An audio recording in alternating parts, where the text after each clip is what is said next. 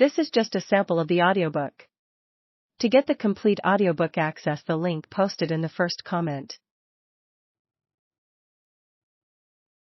Edmund Kemper, one of the most notorious and deranged of all American serial killers, thanks to his union of grisly murder and necrophilia, with a hint of cannibalism thrown in, always speaks matter-of-factly in interviews about his murder spree,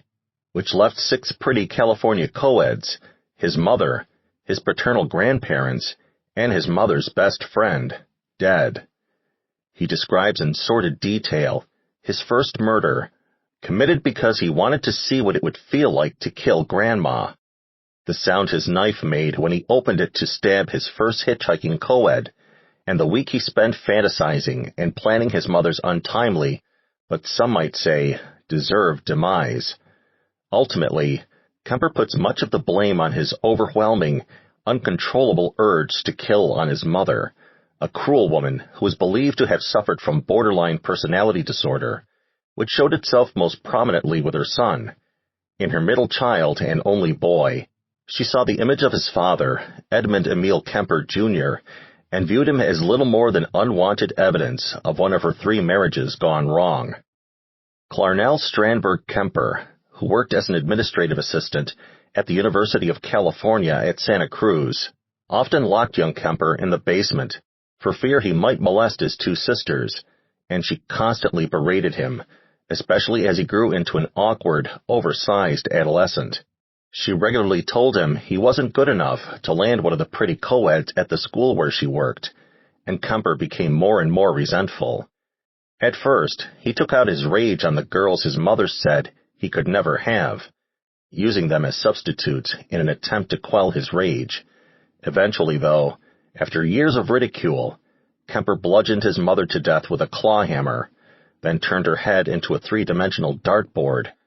but only after he had satisfied his sexual urges, using the mouth of his mother's severed head.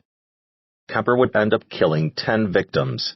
but police are most troubled by the 6 pretty co-eds that Kemper picked up while they were hitchhiking, then dismembered and tossed in various places in and around Santa Cruz, including in his mother's backyard. All the while, he was making friends with those same policemen who were working the case of the killer, who would become known as the co-ed butcher, talking about new evidence with them at the lawman's favorite bar. It was a calculated act that not only kept Kemper abreast of any progress in the case, but also threw police off his trail. Eventually, the twisted serial killer's appetite for murder became intertwined with his sexual desires, and it made him one of the most deviant serial killers of all time.